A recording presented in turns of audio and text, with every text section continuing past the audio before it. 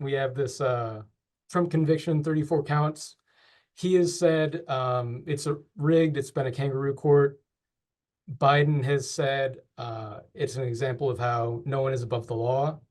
I was also reading a post from Jack Bergman calling this a dark day and said it's an example of a weaponized justice system. What's your opinion? Where do you sit between those views? Uh, it's a big mess. I look at it and say, that we have it, the man's no saint, and certainly, has problems like so many others do, right? Especially many of those who are our leaders these days. But it also seems very clear to me that he's been treated in a way that no other has been treated. And that's very frustrating to me.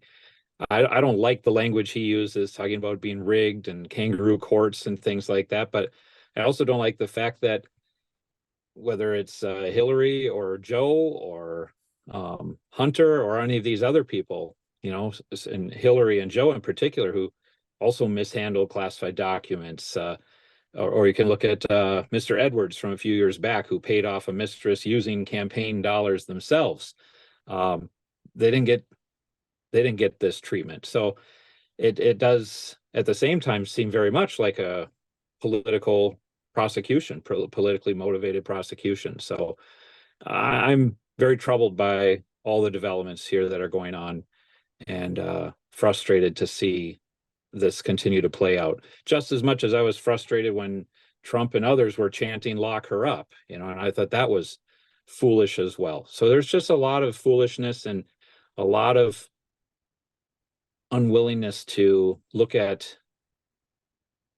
our political system and trust the system to do its thing without people trying to put their fingers on the scales one way or the other. And a lot of this, people say, well, we had to stop Trump from being president at all costs. And so therefore breaking justice in order to save democracy is the language you hear many people talk about it. And that's no good for anybody. And I had to tell a lot of people that when they wanted to depose our governor during COVID, they're like, well, sometimes it's necessary to break the rules to get everybody to follow the rules. And the system does not work that way. And it can't tolerate that kind of behavior for very long before it falls apart. So I think we should all be much more cautious about the language we use and the decisions we're making these days.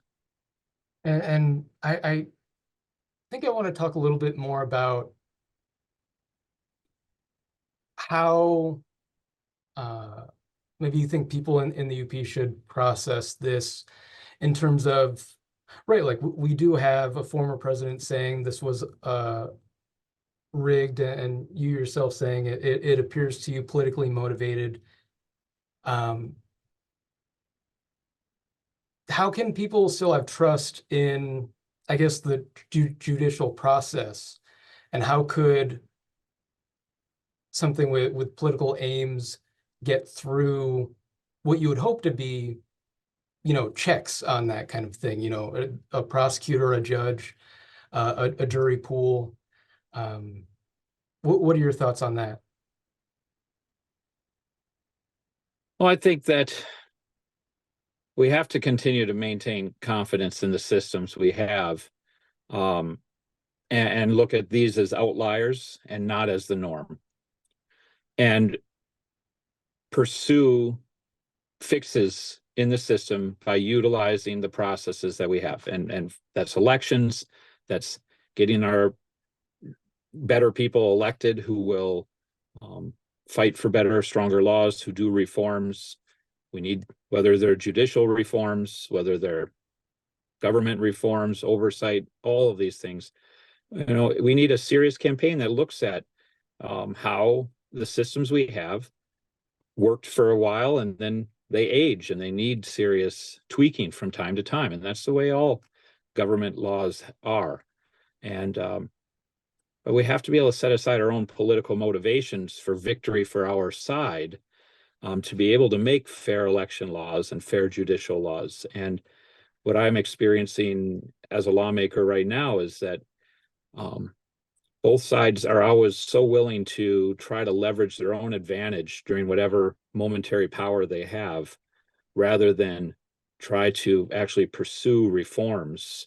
It's very frustrating. And even if they aren't pursuing a legislative advantage at the moment, they're trying to pursue an electoral advantage the next time around by belittling the other side's work. And getting off of this kind of crazy merry-go-round and actually being able to focus on good policy is really challenging. And leaders like Mr. Trump and Mr. Biden, I think, exacerbate that and set bad examples for all of us all the way down the line of how you win by selling to the lowest common denominator at times. And so it's a very frustrating time. And I recommend to people, read some good books about reformers of the past. Read Profiles in Courage by John F. Kennedy. Read biographies about Teddy Roosevelt, George Washington, and Lincoln, and others who set aside, their personal politics and what was best for party or person to do what was best for the country at times. And but we can't do it by breaking the system. We have to do it by utilizing the system we have. And that's how true reforms have been accomplished in the past, is to recognize the importance of playing by the rules and getting enough other people to agree with you that eventually you win the day. And yeah, so this verdict, this case has been criticized. He is facing a number of other criminal trials with dates that have been yet to be set.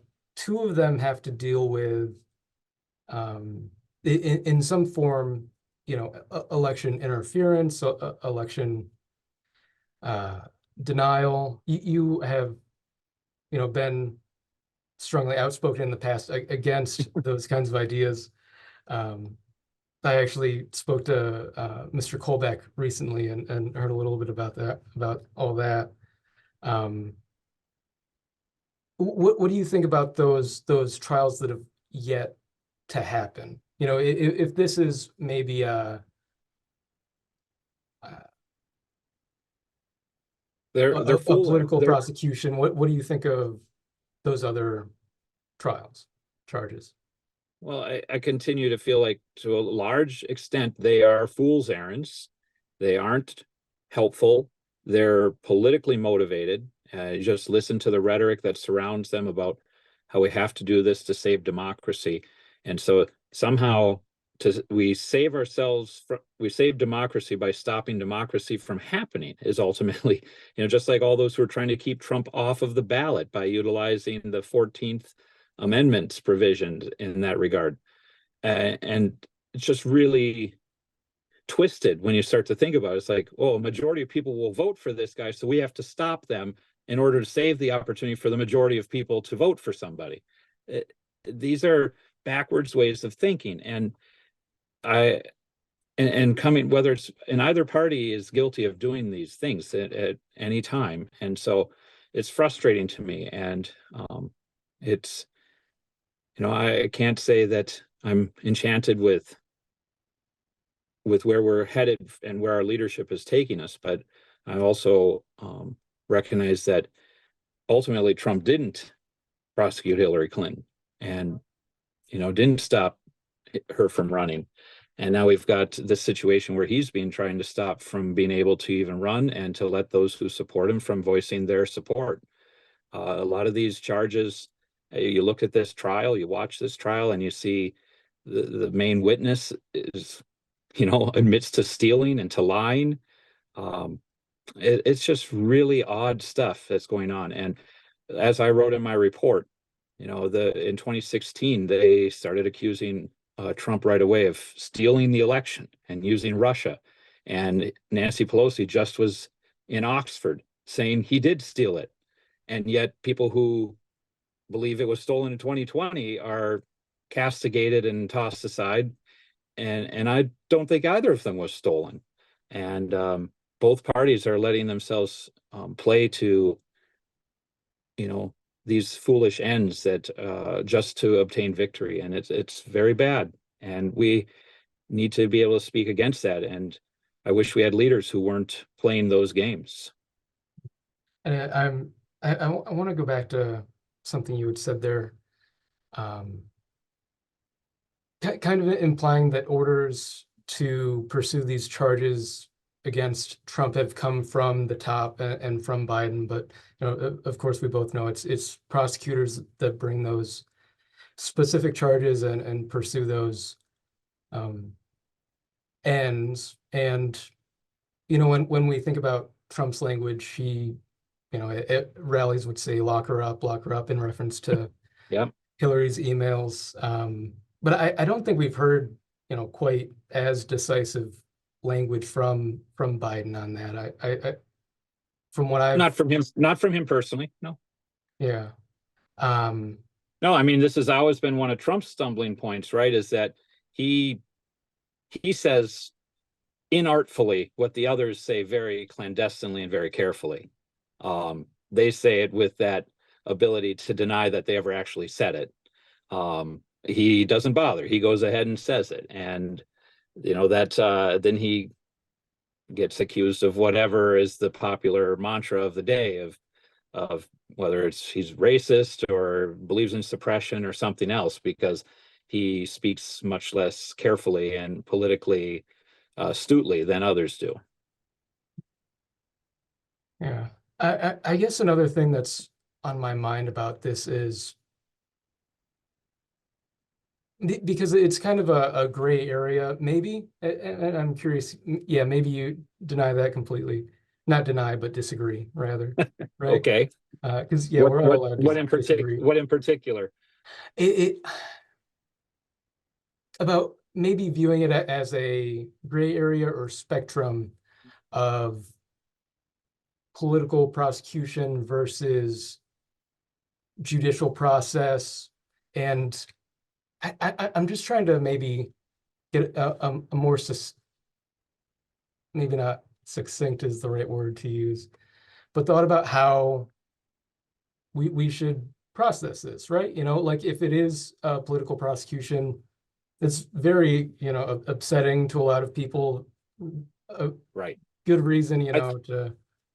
So perhaps what you're trying to ask me is, how does one divide and look at this objectively and not just from their own perspective? Because Sure, I believe yeah. this is a politically motivated, but I also support Trump. So of course I'm going to feel that way. How does somebody who on the other side, right? How do we look at these things objectively? And I'll turn again to, well, when we see just recently even that the president in the debate said his son had nothing to do with taking money from China, Ukraine, and now that's very clearly not true. And yet there's no charges even filed against his son at this point. How do we say that this is of equal justice situation? I think that there's very fair argument and very strong reason for those who support Trump to claim the system is not playing fair with the two sides. But I think you can also look and say this is highly unprecedented, not just because it's a president, but of any other businessman being prosecuted for giving a non-disclosure payment to someone who accused him of having an affair. I mean, those happen all the time. I mean, frequent stories of those who are in power or in highly esteemed professions being accused of things and paying off funds. And where are all of those prosecutions for that? Where are all those happening? And yet they haven't. I mean, even what were people saying when Bill Clinton was being persecuted and sought out for impeachment? And people are like, well, how come they're harassing this guy over an affair? And in the end, they were vindicated. And yet that's exactly what Trump's being harassed for. I mean, whether he did or didn't, suddenly, this payment he made is now a crime. and yet the guy who made the payment admits he's a liar and a thief. It just doesn't seem to be equal justice, does it? So I'm comfortable with that. I can evaluate this with some objectivity, and especially because of my other roles where I have criticized the former president and continue to criticize the way he runs campaigns and speaks, and et cetera. I don't feel like I'm unable to have some objectivity as I analyze the way this trial was prosecuted forth, and the way it was handled, and decisions the judge made that were very strange and unusual. I'm not saying that the defendant wasn't unusual either. He was, but I think that, I've just watched CNN and MSNBC the last 2 or 3 weeks, and I they try not were to. and they were saying, "Oh my goodness, this case is falling apart. Oh my goodness, Michael Cohen's a disaster. Oh, this judge's rulings are strange. The prosecution took 4.5 hours to deliver closing statements." I mean, even they were like, this isn't, I mean, now they're rejoicing, of course, but for those several days, they didn't even think it was being prosecuted in a fair or normal way either. Um, and yeah, with you saying it seems like, there's unequal treatment between Biden and Trump. Do you think that's indicative of like a corrupt system? What's exactly the implication there?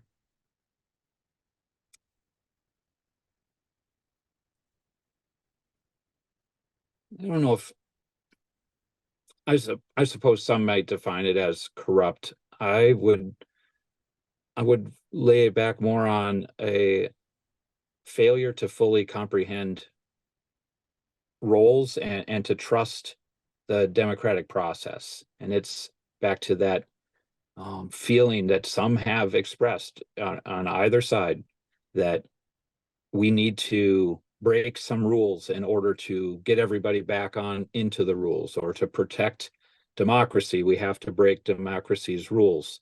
And that's very bad for all of us, and shouldn't be done. And we've always had a justice system that believed it was more in line with justice to let the guilty go free than to imprison the innocent. And I think that kind of the fundamentals that underpin that axiom are being forgotten, where we say, well, actually, it's more important for one man to be sacrificed in order to save everyone else. And that's these are failures to fully understand how a republic works. It's a failure to understand our history.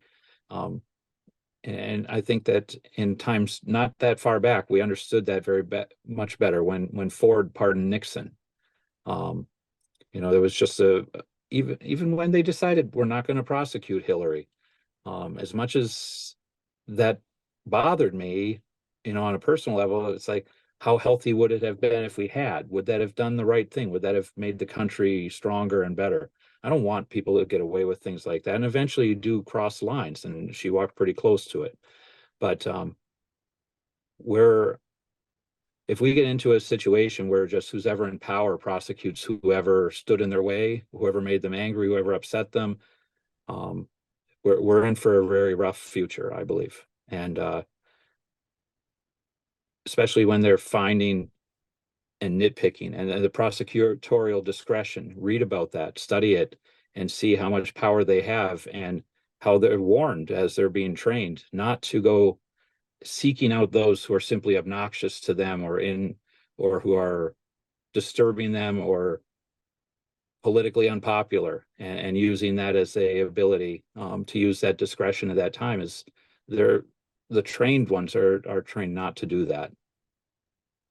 And I like how you kind of brought the context of, the Nixon pardon, the decision not to prosecute Hillary. I was also reading about Rod Blagojevich's opinion on, the recent events.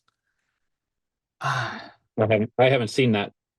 Oh, former Illinois governor was Right. convicted, put away for about a decade. Right. I just mean I haven't seen his opinion on it. Yeah, he essentially said he supports Trump more than ever now. Is somebody that has been through, he also called it, you know, a political prosecution. Mhm. He said he gets it more than probably most. Which, yeah, it was an interesting perspective to read, given, you know, everything going around. Yeah, I don't want to take up too much more of your time. I think a good place to leave our conversation is how should people carry this information? What should people do with it going forward? You know, the whole enchilada of all we're talking about, you know, the guilty verdict, um, the political elements of it, the larger context. People should do what we're always encouraged as Americans to do: be as informed as possible and use that information to select the best possible candidates, to support the best laws, to seek out change through the political process and the peaceful political process, and to continue to be good citizens. And, you know, right now we just have a lot of folks and movements that try to stir us all up so they can reap the benefits of our participation in it and give them money, and try to affect all of us into running around like crazy and being angry at everything.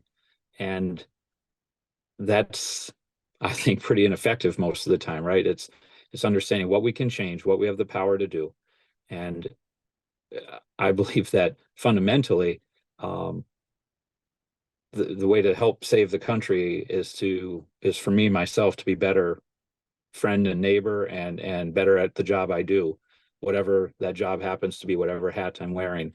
And it starts in my own backyard and in my own home with my own family. And the idea that somehow I can change the world, you know, fix all of America's problems by running around carrying a sign and being angry at every injustice that happens, and injustices happen all the time, is not effective and not true. It's a deception that's, you know, mainly being pushed on us for money and for power from other people. So I encourage folks, get informed, be informed, make the best votes you can, find the best candidates you can, and steady on, and continue to pray and hope for this country that we see better times.